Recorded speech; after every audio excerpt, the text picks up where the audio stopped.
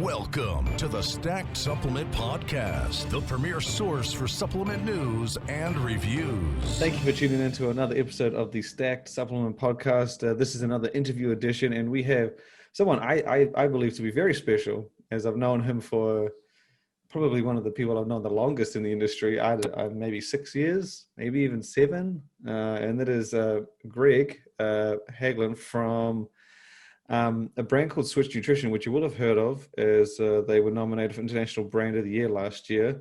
Welcome to the show.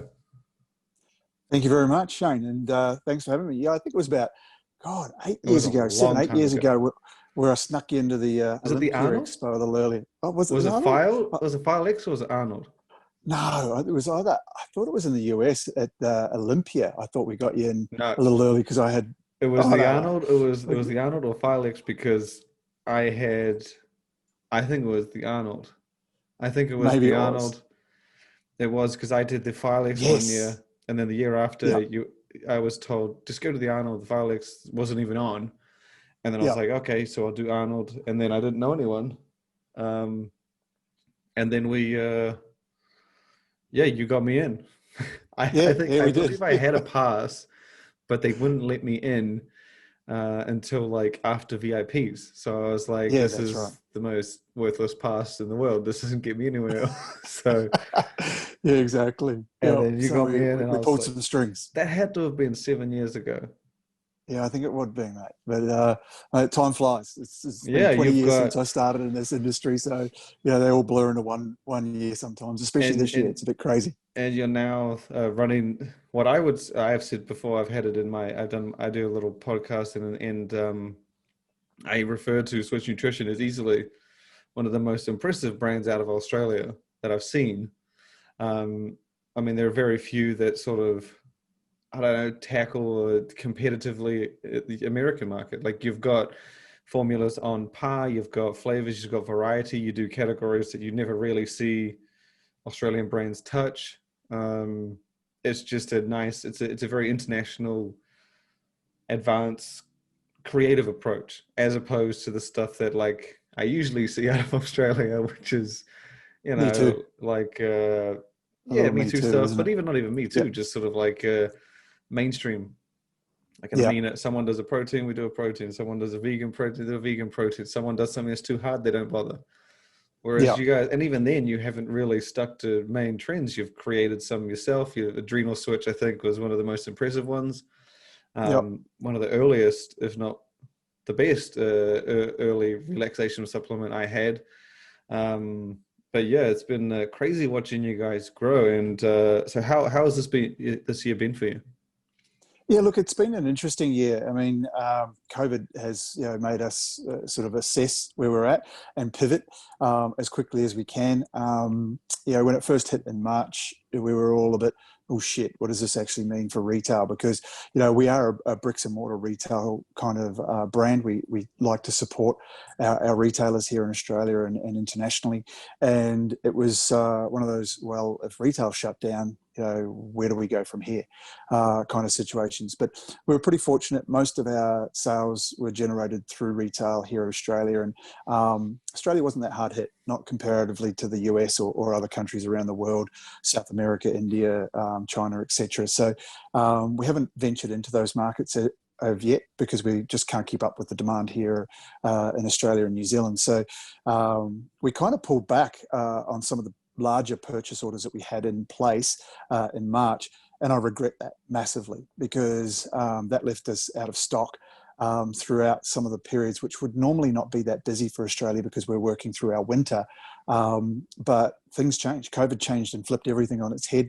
And July, which would normally be one of the quietest, June and July, it's the end of our financial year. Retailers don't want to spend too much money. Consumers aren't spending as much money. That actually changed. We saw an incredible amount of spending, especially in the health and wellness space. So products like Adrenal Switch that you referred to before, that was designed to help relieve stress, right? So it might help you recover from the stressful workout that you've just had, or it might help you recover from the stressful life that you're experiencing. Either way, it's a magnesium ashwagandha product that will help to, take that CNS and switch it off for a little while and let you calm down and relax and recover and repair. So that became, very, very important to a lot of people, and their purchasing dollars that they were spending, that was sort of at the top of the list, along with Vitality Switch, which I was going to ask that. It must have been up there. Yeah, it was. So those two just went whoosh straight up. Sales just took off and we could not keep up.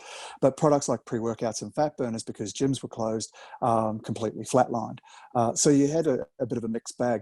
You had Keto Switch, a product that's well known for suppressing ghrelin or controlling hunger, go up in sales, which was really interesting to watch because people were sitting at home, not perhaps training as much, putting on a few pounds or getting a bit soft around the edges, and realizing that they were a couple of steps too close to their pantry and fridge and couldn't stop themselves. So, Keto Switch was one of those products that just absolutely took off, and we just weren't prepared for that. So it's been a funny year. For us, it's been our most successful year in the 3.5 years we've been trading.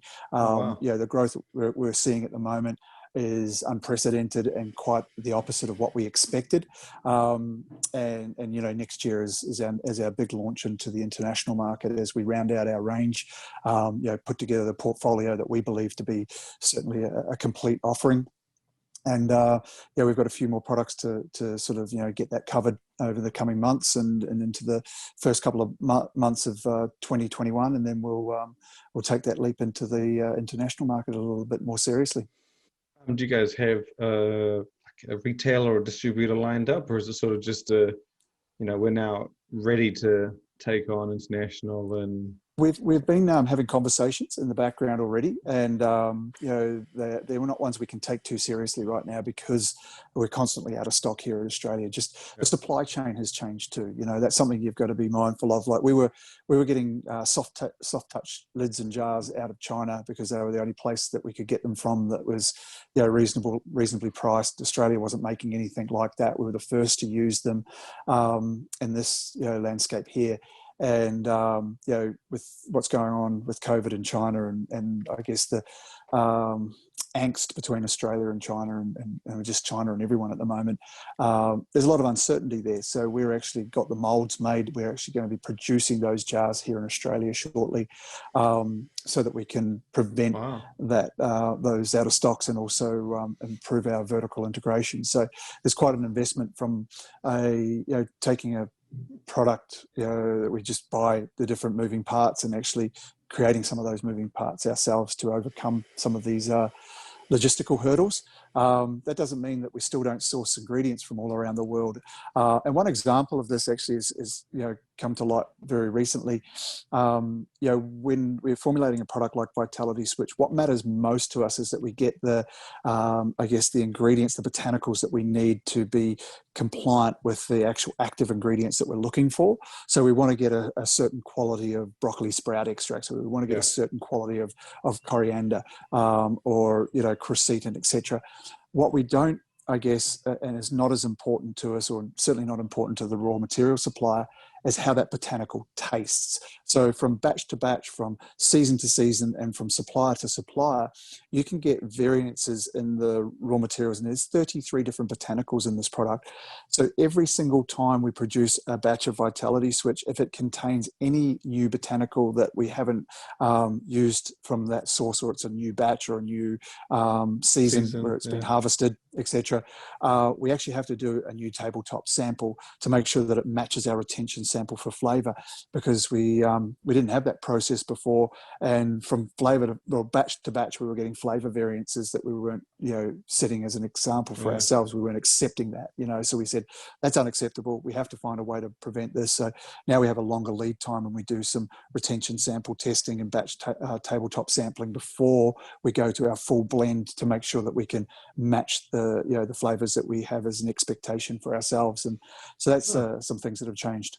Yeah, I never even knew that was a thing. It makes sense when you think about it, but you never know about it until you actually hear about it. So it's it's one of those things you sort of don't think about. And even ashwagandha, like in our adrenal switch, can change from season to season. We always have the same ashwagandha. We have the same level with analytes. We have the same active ingredient and standardization. But botanically they can change. So even the smallest of variances from season to season can throw out your flavors if you don't readjust accordingly. So, we've been making some readjustments this year to try and improve upon the flavors that we had, and we were already. I can't imagine you improving. To be honest, it's still.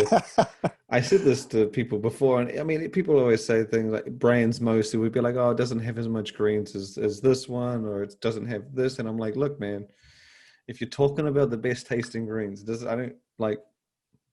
The Vitality Switch was the first really, really because before I had Vitality Switch, I mean, people think it's just this year that brands have been saying, "Oh, my greens taste amazing." They've been saying, "I've had this for like years, 3-4 years." And so when you came along, I was still like, whatever. And even and the thing was the smell. You can't mask the smell. So it's not like a protein powder. The smell's good. Taste it, it's good. Like the green still smells bad. And then when I drank yours, I was like, I closed my eyes. I was like, oh shit, here we go. And then I remember drinking. I was like, God damn it. What did he do with this one? What's the thing is, it just. What's the secret? Yeah, because everyone had said the exact same thing as you, but no one had produced the same result. No, and look, it's very hard with that formula. There's two things to be mindful of with Vitality Switch. One, we don't use barley grass or wheatgrass, and that's intentional because we don't believe that humans evolved eating grass, but they are the cheapest. So I appreciate why companies will use barley grass and wheatgrass, because it's a great way of getting your chlorophyll levels up and your antioxidant levels up without actually spending a lot of money. I was going to say, does that mean it's also one of the ones that you see that's dosed quite a lot, and a lot of brands do that. Call out 10 grams of greens, 5 grams of greens. And I suppose when you're putting these ones in there, it's on paper, it's like, look, it's got, it adds a nice bit onto the flavor, onto the title. Yeah. And we don't label garnish for the purpose of consumers viewing pleasure. We want the result, right? So it's really about just producing a product that's going to work synergistically. Those ingredients are amazing, and avoiding the grass has meant we avoided that grassy aftertaste. It's not rocket science. It's the same with the protein. We don't use rice protein because it's gritty, but we also don't use rice protein because it's endemically contaminated with heavy metals and arsenic the way that it grows. So we've avoided it for the benefit of the consumer, which gives them a benefit in taste as well. So some of these things just make sense as you work through the project and you look what's best for you. Yeah. Personally, we always have ourselves as the kind of front runners of who we're formulating for. We're actually in the process of creating a formula right now that we may not bring to market at all ever, but we're testing it on ourselves. And we all have kind of this not condition, but we have concerns around this part of our own health. And we think that this product's going to really help us all out in the office here. So we're all testing it right now just to see how we go. And we're week 1 at the moment, and everyone's just, completely blown away by how good it is. So I mean, there's every chance you got to give me a little more than that. If you got to throw something out like that, you can't just say, I won't tell you what it might be gut related. Let's just say that. Okay. Who doesn't have gut issues is up there. I mean, Vitality addresses a lot of them, but you look at the top 3 complaints based on nutrition business journals research, and they say the number 1 complaint is stress and sleep, the number 2 complaint is gut health, and the number 3 complaint is hormones. So when people are complaining about different health conditions or health issues, those are the top 3 complaints in the natural food medicine space. So we're sort of trying to tackle that as much as we can, help people in those areas of their lives, which will improve a lot of other areas in their lives. So that's been our focus from the beginning is, we're a sports nutrition brand. We want people to look great, but we want them to feel great too. So it was always about how can we do this in a way that was healthier than what other people were doing, for our own personal gain, because we want to use them, but also for the benefit of consumers to have choice that is actually healthy for a change. Yeah, I think gut health has kind of been, it's almost like when health and wellness became such a big trend, and since March, people did greens, they did immune products, they did multivitamins, and now you're seeing a bit of a trend towards like, okay, what else can we do in this space? And Compound Solutions has that. Is it Core Bio? Tributrin. Is that the name of it though? The brand name? Yeah. Core Biome's the brand name. The actual ingredient's called Tributrin. Yeah. And that's mate, that is next fucking level. Like, excuse my language, but that is they're going into a space where we go, okay, you feed probiotics or microbes a prebiotic food source, and then they make a postbiotic, which is what we want. It's the short chain fatty acids that is actually giving us the healing and the health benefits. And they've just skipped the first two phases and gone, how about I just give you the postbiotic? And, you know, I think there's going to be some wonderful things come out of that. Yeah. You know, Matt's on a real, man, that dude is smart. He told me, he was like, oh, it's something big. I got to tell you what it is. And then literally that week, it was Alpha Lion did a superhuman gut, I believe it was. And then I was like, this wouldn't happen to be you, would it? Because I'd never heard of it. And then, you know, quick Google, I was like, oh, it's on your site. But I've actually always taken a probiotic. I use Evo Muse's Gut Health. I've just buy a year's supply. Haven't gone off it since. Just makes me feel a little bit better. It makes me feel a little bit nicer. And general gut health just seems to be hand in hand. But you make a valid point. Very few brands. Alpha Lion's one of the rarities that has actually put together a supplement that's entirely dedicated to gut health. Usually they tuck them into the greens or the vitamins, but I think Alpha Lion's one, Evo Muse is another. America Labs does their Guts and Glory. Very few make an entire supplement dedicated to that whole thing, and makes it difficult to shop for. It's huge in the health and wellness space. In the sports nutrition space, not so much. But, I think sports nutrition brands will take it a lot more seriously into the future, because once you understand how much the gut influences, 85 to 90% of our serotonin is produced in the gut and travels via the vagus nerve into the brain to create happiness, and 50% of the dopamine, which creates motivation and satisfaction and drives our desires, is made in the gut. So, if your gut's off, and we also already know that we have two different types of bacteria in the gut. We've got Bacteroidetes, we've got Firmicutes. The Firmicutes are very effective at getting calories out of your food, whereas the Bacteroidetes are more effective at getting nourishment and nutrients and producing hormones and enzymes, making even vitamins in the body. So, we need a balance of both, because if we don't have any Firmicutes and we can't get calories from any of our food, we'll starve even if we're eating. Whereas if we have too many Firmicutes and get way too many calories from the food we're eating, then we're going to gain weight and become obese. So, there has been studies done where they've done fecal matter transplant, and they've taken the microbiome of a lean rat and put it in a fat rat, and vice versa, and they've changed the complete body composition of rats by changing the microbiome. I don't know if there was a South Park episode. I don't know if you watched South Park, but they did an Not episode. for a while, but I used to love it. They did an episode where literally that was the trend. Like, they would take fecal matter transplant. And Tom Brady's was like the gold standard, and so everyone was trying to hunt him down and steal his poo and transplant it. And the whole time I watched it, I thought it was a joke until I Googled it, and I was like, oh shit, this is actually this is based on reality kind of thing.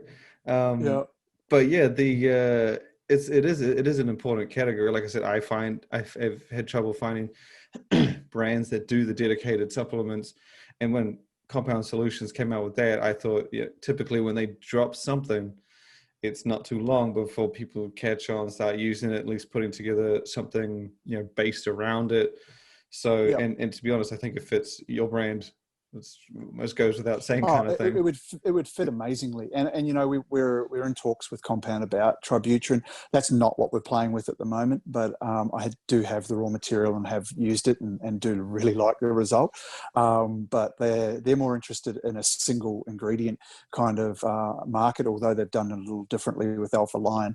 They had a combination. And a multiple, but in Australia, they're kind of the licensee who has it here in Australia is more interested in doing it with the health food market, like the big sort of brands like Blackmores or Swiss or something like that, and doing just a dedicated Tributrin sort of core biome product or ingredient. So they're sort of holding out, if you will, for that big health food brand, and that makes sense from them, as a point of, I guess, volume. We're not in that dedicated health space. We're still a sports nutrition brand that promotes a healthier lifestyle, but for them, I think it is better for them to go down that route. So we're running our own race, sort of irrespective of what happens with Tributrin. There was an interview, I think it was last year, with Dexter Jackson, the 2008 Mr. Olympia. He was talking about his gut, how he was getting old, and he was trying to have trouble to control it and keep it lean.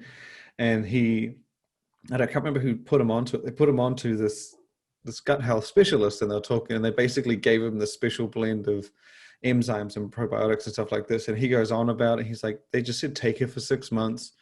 And I can't remember how much the price was. And he was talking, and then like he said, yeah, now I can tell you, I've noticed if you took a photo back then and now, and he said he did, he's just like, it's significantly different. And then the next question was, and you're going to sell it? And he's like, no. And they're like, you realize your story you just told is going to basically be a great sales so pitch. many people. Yeah, absolutely. And I think that, I think it's a big category. But so yeah, in Australia, obviously there's recently a bit of, legislative changing. Yeah, not the greatest of things. No. Was this related? No. This was related to the thing last year, wasn't it? Yeah, it was. So look, it's been going on for 18 months. They've been getting consultation from industry and also, external consultation. What they're looking to do, Shane, is separate food from medicine here in Australia. So we have the TGA, which is the Therapeutic Goods Administration. It's kind of like the FDA of Australia, only way stricter. And, in the US, they have the ability to say whatever they like to a degree, as long as they don't cross into curing cancer and doing all sorts of crazy stuff. Yeah. But they can then put a little disclaimer that says, this statement has not been approved or by the FDA. Yeah. We don't have that luxury. We have to have approval for a claim before we can put it on a label or talk about it. So they're much stricter in that sense. The raw material supply, the production has to be in a GMP certified facility. There's a lot of hoops and loops to jump through to get an ingredient even listed on the ARTG, which is the list, cost at least $20,000. Yeah, you get it for a couple of years without any competition, but you also have to pay for stability trials of each individual product per flavor. So if you're doing powdered products and you have 6 different flavors, it's 20 grand a year on top of your already associated costs per product, per flavor. So there's a lot of legislative issues already before this even came in, which would deter you from becoming a therapeutic good or a complementary medicine, as we call them here in Australia. And that's why we've always played in a space which is considered what we call a formulated supplementary sports food. So you have literally 2 categories. You've got a complementary medicine, which is TGA, or you've got a formulated supplementary sports food, which is FSANZ, which stands for Food Standard Australia and New Zealand. So FSANZ looks after the food category, TGA looks after the medicine category. And what is that other food products are making claims of a therapeutic nature, which essentially means that they're unapproved foods or they're starting to become, complementary medicines without actually going through the process of being a qualified complementary medicine. So they wanted to tidy that up. And I applaud that. I think that's important. We need to have a separation and a distinction between them. But unfortunately, what they've done is they've gone and got consultation from our external sources, including WADA, which is the World Anti-Doping Agency. Yeah. And they've basically said anything that's already on the WADA banned substance list is now no longer allowed to be in a supplement, period. So that includes hygenamine, that includes methylcinephrine, PEA. It once included caffeine. Caffeine they're allowing. They had a change in caffeine laws on the 12th of December last year. So that was brought on because we had a death here in Australia, one death, I might add, from a consumer, which was a really unfortunate situation and devastating to that family. I believe he came home, got confused between his glutamine or creatine and his caffeine, his pure caffeine powder. And he put what would normally be a 5-gram serve of creatine or glutamine. He instead put a 5-gram serve of caffeine in his protein shake and knocked it back before bed and didn't wake up. So horrible situation. We want to avoid that. And I think that, pure caffeine powder or any stimulant that can be easily mistaken and overdosed on should be illegal. That there shouldn't be accessibility to those sorts of things. So what happened in December last year is they made new laws, which meant that you could have no more than 5% of your total weight of the powder. Is caffeine. So if you've got a 5-gram serve, you can't have any more than 250 milligrams of caffeine. And if you had a 10-gram serve, then it could, effectively be 500 milligrams of caffeine. However, the upper limit is 320 milligrams of caffeine. So you can't exceed that amount. And then that has to be mixed in a litre of water. So when you're telling people or instructing them to use a pre-workout that might contain 320 milligrams of caffeine, you also have to instruct them to mix that in a litre of water. And if you do that 15 to 20 minutes before your workout, it's going to be a bit tough. Yeah, you would, or throw it back up. It's a lot of water to be sloshing around on the leg press. So, there's some legislative changes there that already address the caffeine issue, but didn't capture a whole lot of other ingredients that I think that they wanted to wipe out of that, out of the industry. So they used WADA as a way of kind of doing that, which is a bit disappointing because, we have probably less than 1 to 5% athletes in Australia using supplements that are drug tested, and the other 95 to 99% of people using supplements are not drug tested. And as long as the ingredient is safe and effective, they should have accessibility to that. We don't want to become a nanny state and cotton wool everybody and say, this is for your protection. We're not giving them. Well, if it was always about protection, Shane, we would have had drugs and alcohol banned years ago.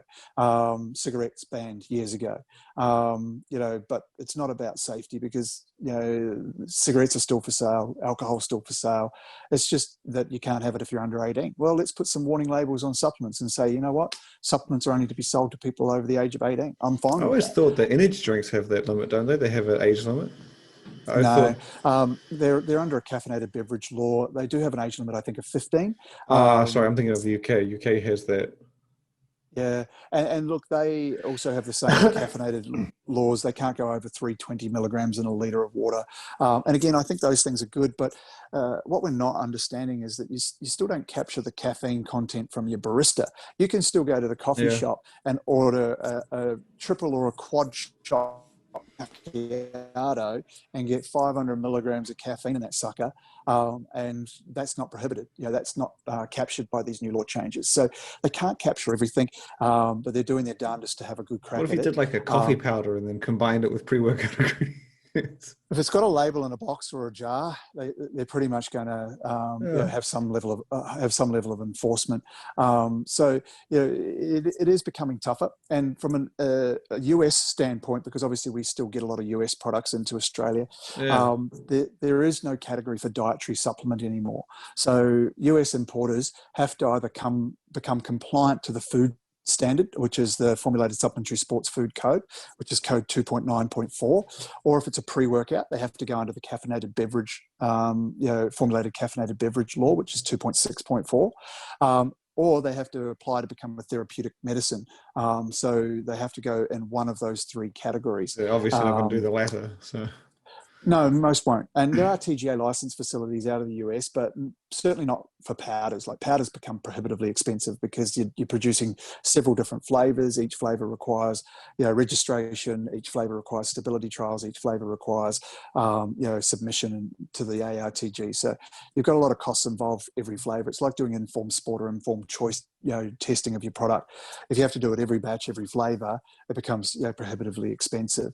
So, with that being said, a lot of the US brands are going to find it difficult to navigate, what they can and can't do. I mean, even citrulline malate is a novel food, so it really shouldn't even be in a formulated supplementary sports food.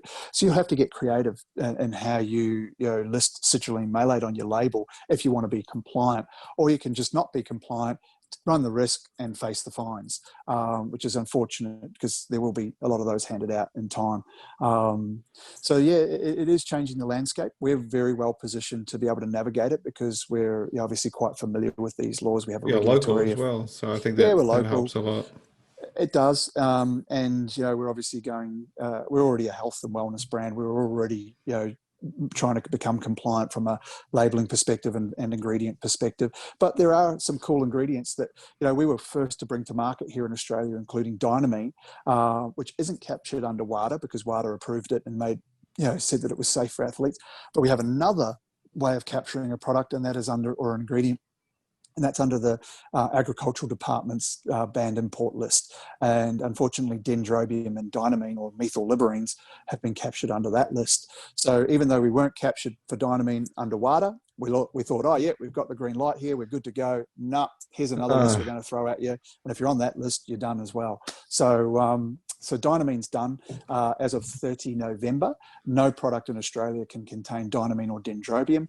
No product in Australia can contain Hygienamine or PEA or PEA analogues. So that's your phenylethylamines, your beta-phenylethylamines, your methyl-beta-phenylamines, which is your acacia rigidula, your erythropallium scandens, your J. regis extract, your English walnuts, all of those things. DMHA analogues, DMBAs, all done, all gone. Let me, so basically the way, because as far as I knew, the way it was basically you'd have the food supplement rules, and that's where you'd get pre-workouts with the nutrition facts on them, which it's not really typical in US, obviously. No. And then you'd have the registered medicines, and then so the food, and then there would be the supplements that came in from the US would fall in between, kind of thing. At the moment. Well, at the moment now. Yeah. So basically, when November 30th rolls around, which is when, that's pretty soon. That's like only 2 months away. Very soon. And I've been speaking we've got an industry body here called the CMA, the Complementary Medicines Australia. They're kind of our voice of reason that talk directly with our health minister and the TGA and FSANZ. So they've got their ear, and they've been speaking to them and saying, this just isn't enough time. Yeah. Like we've got, especially with what's happened in the world. Yeah, totally. I know. And it's, you've got businesses that it's maybe already struggling, and then they've got stock on the water from the US or wherever that may not even arrive by 30 November. So, that's a really tough position. We've only got one product affected because Power Switch was the only product we had. Well, we had Dynamine. Yeah. We had Dynamine and Thermal Switch and Power Switch, but we've been able to shift very quickly from using Dynamine to Teacrine in the Thermal Switch because we already had that labelled as Kucha tea extract. Because we had an inkling that Dynamine, when I spoke with them last October, that it was going to be captured. However, we had enough labels and stuff done for Power Switch that I didn't have a chance to change that over. Well, when they did the DMHA and the DMA, they gave you like 6 months to a year heads up on those things. Yeah, I know, right? So and now this is way worse. I know, right? And they're classified as Schedule 10. So they're like heroin's in Schedule 9. They're considered worse than heroin. So they're considered so bad that even the consumption of any of it would be disastrous. So it's crazy that they went from being in a supplement to being Schedule 10, but you still had. So they thought that they were so bad you shouldn't even ingest a single gram of it. Yet they gave you 6 months to get it. Yeah, they gave you like a good lead time. Yeah, see what's happening, I think there's a little bit of politicalness going on here. There was that death, as I said, with the caffeine. The anniversary of that death is coming up in December, and I feel like the government wants to make a move to look like they're really changing the industry and shaping things up before that anniversary comes around. So there's a bit of a political sort of motivation behind it, unfortunately. And there hasn't been a whole lot of, there's been industry consultation, but even when we were consulted, it felt like we were being told what was going to happen rather than asked what we should do. So right now, we are trying to get an extension on that, but I don't know how likely that is, mate. It's just going to be a case of suck it up and see, and move as quickly as you can to try and deplete your stocks before 30 November so you can stay out of the firing line. So basically, come November 30, you won't have that in-between classification. It'll just basically be a registered medicine, which from what I understand, no supplements are. And then you've got the food standard, which is what was I believe that was what you guys had already in place, but now they're just enforcing the hell out of it. That's right. So you have the food standard code and the caffeinated beverage code. So your pre-workouts or anything containing caffeine will need to fall under the caffeinated beverage code because there's no allowances for additional caffeine in the food code. So the formulated supplementary sports food code, you can't add caffeine in there. If you do, you become a non-compliant formulated supplementary sports food. So you would then have to get that compliant, which would mean moving it out of that category. So it's quite tricky, and it can be very tough for international suppliers, especially to navigate that. They're going to be very, very reliant on their distribution partners here to sort of advise them. And to be honest, I've spoken with a number of the different distributors here, and right now some of them are burying their head in the sand. They're just like, oh well, we'll just wait and see, and when we get the knock on the door or whatever, we'll make changes then. But I think that'll be too late. Reminds me a lot of, I don't know if you know much about Brazil, but they I've talked to a few people there, and they have one of I would say yours is bad, mostly because it was good and now it's going like you're being A taken different away, direction. basically.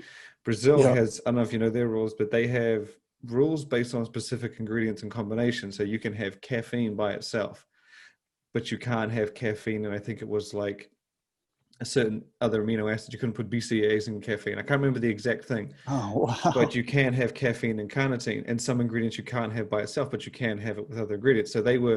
So when you see these pre-workouts in Brazil and they're like just caffeine, and then they have an extreme version and it's just 50 milligrams more caffeine, and creatine monohydrate is the only other ingredient in there. That's not like, and on the outside you're like, well, that's like a shit formula, but that's their law. That's what they're stuck with. They don't have a choice. And I've Yeah, talked to them wow. there, and they'll come out with these versions, like they'll say a brand new fat burner and it's caffeine and carnitine. And I'll be like, okay, like cool. But they'll be like, yeah, well, this is the rule. And they're also restricted on Yeah, dosages, so they can't go over certain amounts. And so you yeah, have to never, that's why when you go there and you see what their stuff is, it's as basic as it gets, but it's within their yeah, rules. And it's yeah, very yeah. similar to you, like companies can't, like you won't see a supplement imported into that part. You'll just see a distributor's version of it, and they will have changed it to make it compliant. But there's no way in hell that a company coming in is going to understand this. So they need that No, partner there. They need that person to navigate, very much like what you're saying is probably going to happen with a lot of the US brands. And I can't imagine it. I think it might actually work for you, because a lot of these smaller brands aren't going to be able to just waltz on in anymore with like a no, small that's right. ship, because It'll be there's too no way tough. in hell they'll be able to afford the labels, let alone the formula differences. Yep. Yeah, yeah. No, it is going to get tough for the US guys and anyone importing into Australia. It's going to be tough enough for the guys that make stuff locally. But I remember years ago I worked for a brand called Nutrilife, a very big Australian New Zealand brand, It's and the red at red that logo, time. right? Yeah, that's right. It Yep, used to I be. know this one. And Yes. it was a vitamin supplement brand. They had Cordell's, Wagner, Nutrilife, and we were playing in the health and wellness space or health food stores and chemist space in a big way. We had a competitor at that time from the US called Solgar, and Solgar was being imported and distributed here in Australia, and they're completely out of the country because the legislation and regulations were too strict. They just couldn't be bothered with it anymore. The juice trees to this day, US brand in that vitamin space, but they don't even bother with the Australian market. So a lot of these guys are just going to start to go, well, it's just too hard. Like, is it really worth it? There are 25 million people in Australia. Yes, we have a lot of consumers per capita, but is the juice really worth the I squeeze? think if you look at Brazil, you'll see a perfect example of exactly that. You will not see a mountain of US brands. You'll see maybe like Muscle Meds, MHP, like Cellucor, the big guys, but you won't see any small ones. And it's just you, and a lot of them it's made room for a lot of Brazilian brands to build up. And you've seen a big rise in just a lot more creativity, a lot more difference and differentiation in the Brazilian brands. And they've come a long way. And it does give you room to just let the local brands, Right. build out something.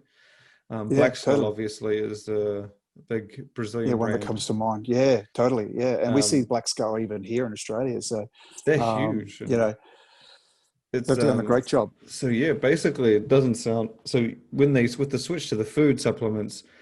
I assume that there's always been rules with those types of products as well, like you're saying with the different ingredients, like, Yep, and so now they're yep. just basically going to have to, Yeah, so enforce what we're that. planning on doing is, I guess what we need to do as an industry here in Australia is band together. And it's never been something we've been good at doing. Like, It's the most, most industries, yeah. especially this one, because it's filled with egos and oftentimes bodybuilders that have gotten into supplements and created brands and things like that, that you just go, they're sort of individuals themselves and they don't really want to work together as a team. But now's the time where we have to come together, whether we love or hate each other, and we're competing on the shelf day to day. We need to support each other and come up with a new legislation that actually gets us what we want, that's safe and effective for the consumer, that actually allows for the ingredient and development of quality products.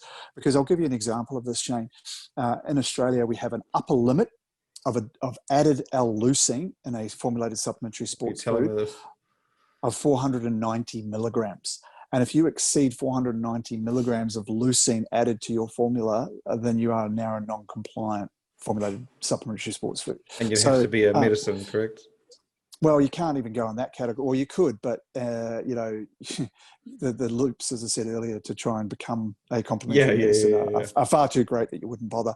So you just have to try and find a way around the legislation at the moment to try and become as compliant as possible, or hope that they don't enforce it. And to date, they haven't. Those changes. They changed carnitine, I want to say, in 2007 from 300 milligrams a day of L-carnitine to 2,000 milligrams a day. That's reasonable. That's one. Yeah, that's fine. I don't mind that. That's cool. But they didn't make any other changes to any other amino acids at that time. So, you got this increase in carnitine. The maximum upper level of creatine that you're allowed to consume is 3 grams. So if you had a product that has 5 grams of creatine, no good. Bring it back to 3. And the upper limit of glutamine is 1,900 milligrams. So, you just can't formulate products with those levels. It's just, you're not going to be internationally competitive, and you're not providing the customer what they want. A lot of this is obviously like established ingredients, like you're saying, creatine and stuff like that. Are you limited on what's the way to go? Like if someone finds a new ingredient that's compliant in the US and they've come up with it now, everyone starts using it. Is there, and obviously it won't come up on Australia's radar because they won't have it listed or anything. Do you get the freedom to be like, well, I feel like using this ingredient, it's got a lot of studies and blah, blah, blah? Or do you have to like ask permission or register or whatever? There's 2 choices. So if it's from a food source, so say they find some ingredient that's found in food that, you could say has a history, has to have a historic use of food within Australia and New Zealand. So that's where things like reishi mushroom, right? Reishi is just so popular now, and it's in so many different products. We use it. It doesn't have a long traditional use in Australia. It does, now, but like only more recent, not a traditional use. Yeah. So it has a traditional use in China, but China doesn't dictate our laws here in Australia. So we have to prove that it's in the food system in Australia. And then if it's found in a food, is it found in the concentrations that you're providing? So, turmeric, or curcuminoids found in turmeric, you could find curcuminoid products or curcumin products that are standardized to 98% curcuminoids. Are you allowed to use them in a food? That one's an interesting one, because normally the answer would be no, because it's standardized too high. It's too concentrated. You'd never find it in nature like that. But in the case of turmeric, the answer is now yes, because it can be added as a colorant. So can be vitamin C. Yeah. Vitamin C, the upper limit is 80 milligrams for a therapeutic or food purpose. But you could put more in. You just have to say that it's there as a stabilizer. So there are ways around it, but you've just got to be creative, as I said, and it just gets very, very hard to navigate. Like I'm actually becoming, I wouldn't say proficient at it, but I'm learning a lot. And I do have a regulatory affairs consultant on, standby 24/7. You would need to. I mean, yeah, exactly. With the US, obviously their rule is if it's found in food. As far as I know, they don't have to prove that it's been, in a food that's eaten or in trade. Yeah. That takes it to Jesus. Okay. Another level, right? So that's the hardest part to navigate is, okay, well, if we can find this in a food, can we find it at that level, or can it be extracted at that level without being, made synthetically? Is there like an approval process? Can you be like, sweet, found it in a food, cool, they found it in history, and then you just put it in, and then you have to wait for them to be like, hey, where's your homework? Is that kind of just... Not really. I mean, say, for example, dynamine, found in kucha tea, we're using that in a formula at the moment. It hasn't been a problem. There's been no adverse reactions. There's been, no concerns whatsoever. But now all of a sudden they're going, no, it's a methyl liberine. We don't want it. So there isn't really a process for that. It's just sort of, if you can find something unique in a food that you can extract, you can put it in, and you're playing in a space where it's not on the list of approved ingredients, but it's also not on a list of unapproved ingredients. So you're kind of in a grey area. Up to them, I guess. It is, and for them to enforce it, they can come knocking and say, okay, well, show us where you're getting this from. How do you extract it? for us to deem it that it's a food. But in Australia, they haven't been relaxed on it, but they just haven't really been enforcing powdered products for a long time. Yeah. And I guess, as I said, I think that there needs to be some level of enforcement because we do want safe and effective products for consumers. So I get that. What is unfortunate is that the dossier that they put together, which I'll send to you, is 151 pages long, and they use examples of adverse reactions of 22,000 adverse reactions in 2016 from natural supplements in the US. And I'm like, how is that even relevant to Australia? One, we're not the US. Two, the US have very different ingredients that they allow into products, including melatonin and DHEA and a number of others that we don't allow. Yohimbe is another example. And it can't be comparable. They also used a case study where they said out of 46 products, 6 products were deemed to have either banned substances in their formula, which could have been hygienamine, because it's banned by WADA, banned substances or substances in their formula that weren't disclosed on their label. And now of the 6 out of the 46, which was 16% or somewhere around there, don't quote me on the numbers, 5 out of 6 of them were coming from the US. So only 1 product was made here domestically, and they're using these as I guess, kind of evidence to say, hey, this is how bad this industry is. We need to clean it up. But it's not endemic across all Australian products. Yes, there are some people that kind of skirt around the laws and the rules, but that's because the rules or the legislation doesn't allow for innovation at the moment. So, what we want to do is we want to create a industry body that works on what we want in terms of innovation, and we get the opportunity to put to the government, here's a grandfathered list of what we think we need. Beta-alanine, we need it at 3.2 grams to 6.4 grams. Here's the evidence that it's safe at those levels. Here's the evidence where it's being used at those levels worldwide. This is what we think is effective, certainly, and should be allowed for the consumer to choose. Creatine needs to be at least 5 to 10 grams. You know what I mean? Leucine needs to be between 1 and 3 grams. Or we just need to see some levels that are actually going to keep us competitive internationally. So basically, a lot of things might disappear off shelves come November 30th. Yeah, there might. I mean, look, we're obviously reformulating at the moment for Power Switch, which is really sad. As I said, I was quite attached to Dynamine. We were the first to bring it to Australian market. One of the second or third worldwide. Actually, we're the first to launch worldwide on Dynamine, about the 5th or 6th on Vaso 6. So, we were very proud of that, and it's gone. As of November 30, methyl liberines disappear. PEA products, I mean, that's a lot of products and stimulants that are gone. You're only allowed an upper limit of 320 milligrams of caffeine a day, mixed in a litre of water. And it can't exceed more than 5% of your total powder weight. So there's a lot of formulas that are going to have to change or disappear entirely. What's the case with people in Australia just finding something online, bringing it over? Like, are they? Yep, that can be done. You can purchase up to 3 months for personal use from the US, but then you also run the risk that it gets stopped at border. Depends on what they're looking for. Yeah, that's what I was going to say. So, like, if it was like, obviously Yohimbe, and I understand those certain ingredients can't get in, but if it's like, let's just say it's a capsule and it doesn't, it's not registered, or it's a powder and it doesn't have like a food standard label, will they pull you up on that, or is it? No, so it's just basically. Yep. So some of the US brands might go, you know what, might be just easier for us to sell to Australia. That's extremely. Direct. I feel like it's great for consumers because I get like they're going to be like, they're going to see it's the internet. Everything's right in front of you. Everything's right next door. You can buy it.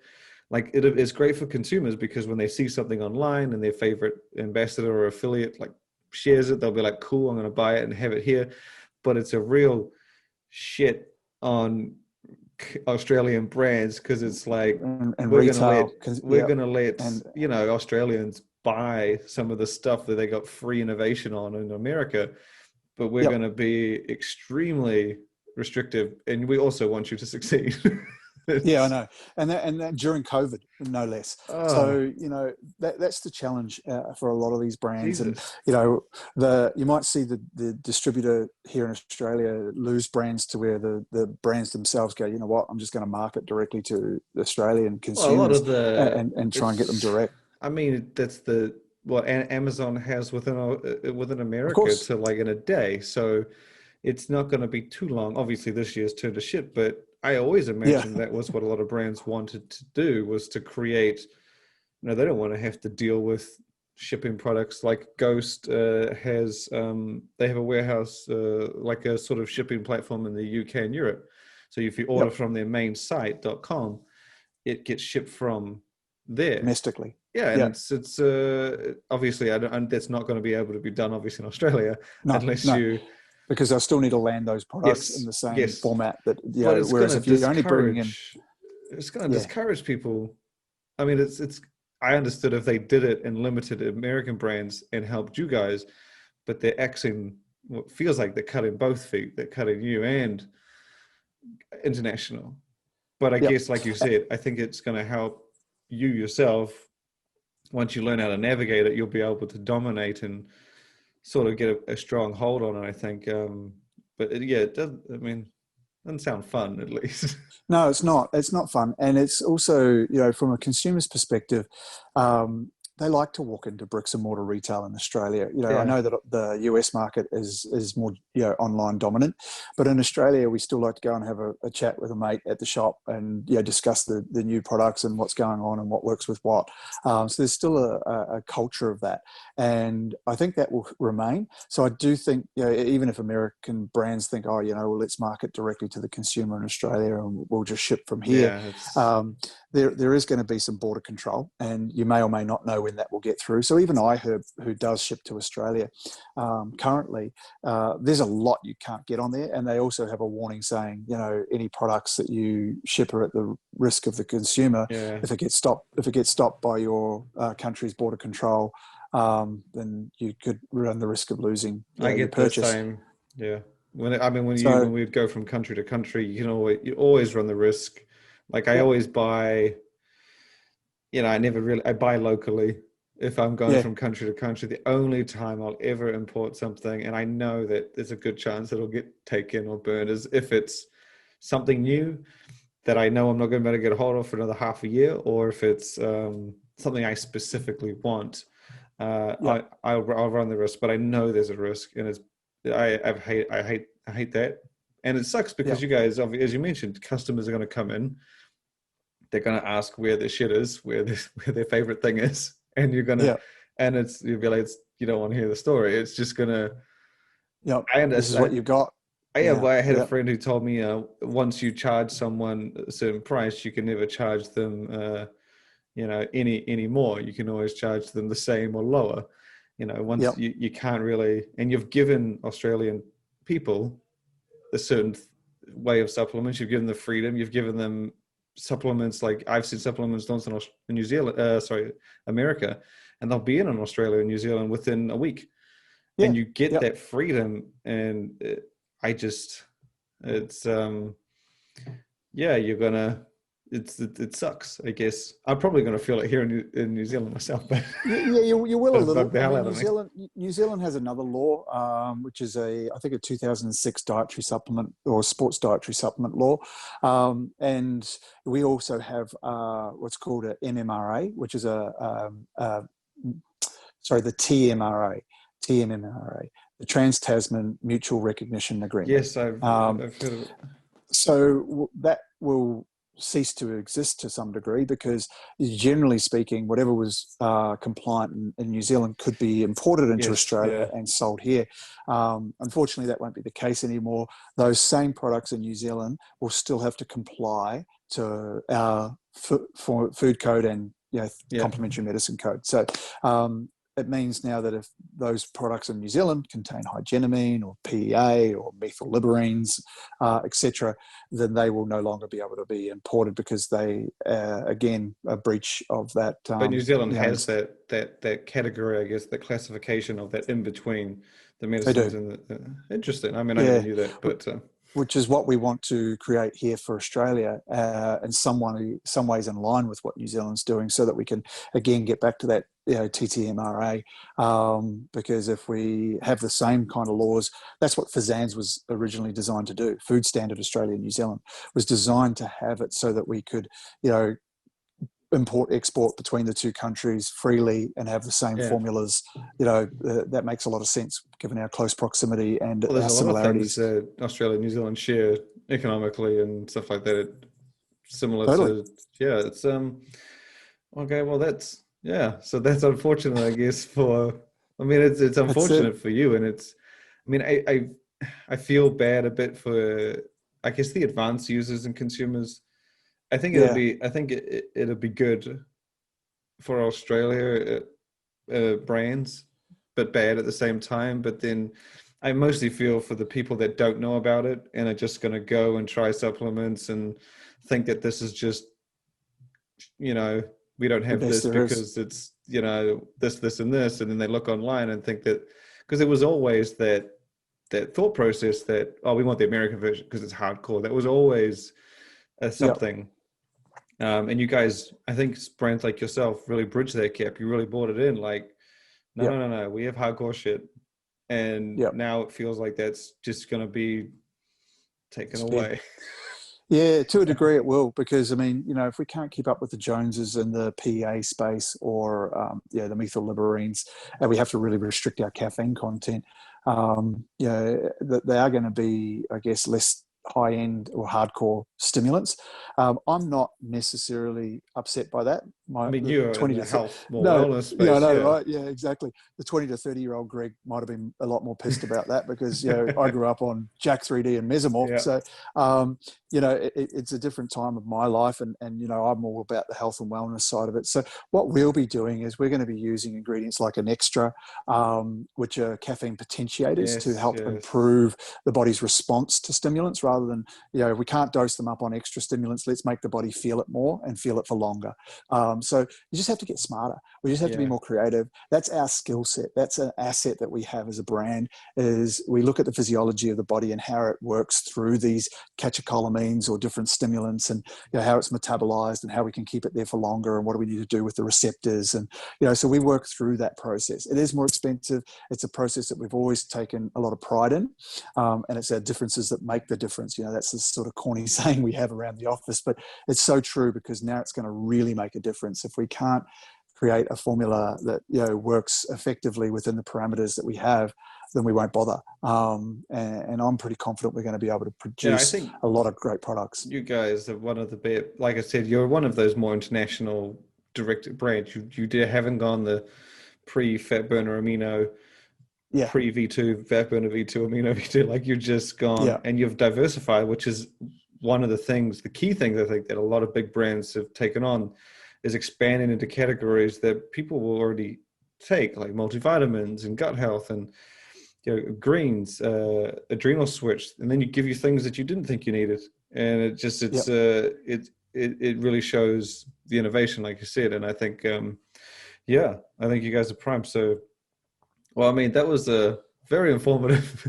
I hope so. I hope people understand, I guess some of the challenges that we're going to be facing here in Australia and probably for New Zealand too.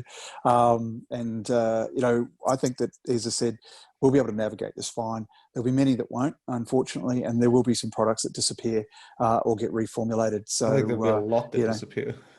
Yeah, so if you love your favorite pre-workout or fat burner, get out and get it before 30 November. But otherwise, you'll be looking at a very different, but not necessarily bad product, but a different product.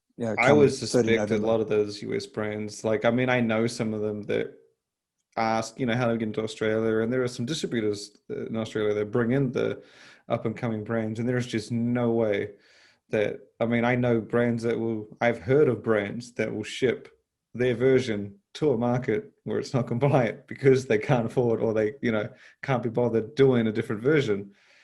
And this is obviously not going to fly here, so it's in Australia. So it's I suspect a lot of those up and comers are going to have trouble trying to make that shift. Thank you for definitely filling me in. sharing all the updates on Swish, and look forward to having you again later. Yeah, thank you very much for having me, and I appreciate all your support. And thanks for keeping the whole entire supplement world up to date with what's going on every single day, every of the year, mate. It's certainly how I get a lot of my news as well. So very much appreciated. Awesome. Thank you.